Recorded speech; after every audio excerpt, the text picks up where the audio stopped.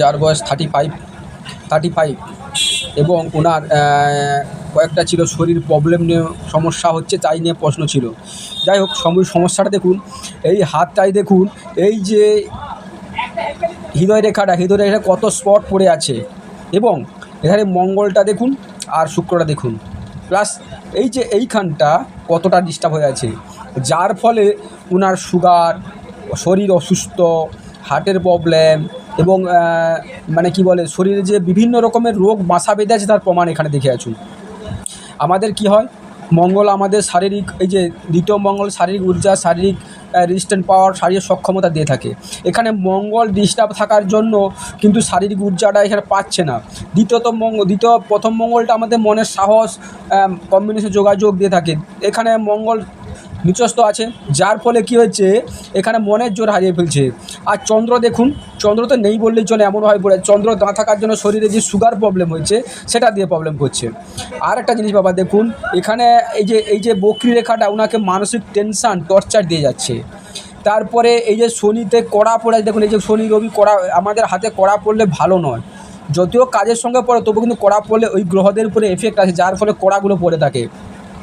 আর দেখুন এই হৃদয় রেখাটা কীভাবে স্পট পড়েছে, এই যে বয়সটা, এই যে দেখুন 25 তো 30 থেকে এই যে পরিস্থিতি আছে, এই পরিস্থিতি, এই বয়স থেকে এই বয়স ওনাকে কিন্তু ভুগতে হবে। যাই হোক, এই বয়সে কিন্তু বেশি হবে। দেখুন 35 থেকে 45 বছর অবধি ওনাকে প্রচুর ভুগতে হবে, এবং এখান থেকে তাকে শরীরটাকে কন্ট্রোল করতে হবে। এবং এই ব্যক্তি যার উপরে ভরসা করে, যার উপরে মানে কি ভরসা রেখেছে, সেই ওনাকে ধোঁকা দিয়েছে।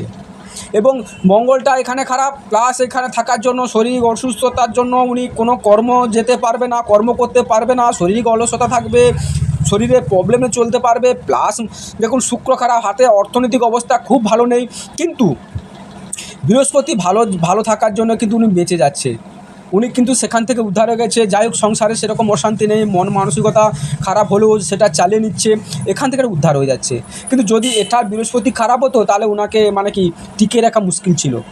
যাই হোক, এরকম একটা ব্যাপার আছে। এবং আজ দেখুন ভাগ্যরেখা খুব একটা বড় নেই, এই থেকে উঠে চলে গেছে, আর উপরে নেই, যার ফলে ওনাকে নিজের কর্ম জোরে, নিজের মনকে পোষতে, মানে এক্সট্রা কিছু যে বাইরে থেকে বা হেল্প বা ভাগ্যর জোরে হয়ে যাবে, ওটা কিন্তু হবে না। ওনাকে সেদিক লক্ষ্য রাখতে হবে। সেদিক থেকে ওনাকে পরিশ্রমের মধ্য দিয়ে নিজেকে যেটুকু ইনকাম করবে সেইটুকু রাখতে পারবে, আর যেটুকু রাখার মধ্যে সেরকম রাখতে পারবে না, কারণ শারীরিক অক্ষমতার জন্য সংসারে প্রায় অর্থটা এখানেই নষ্ট হয়ে যাবে।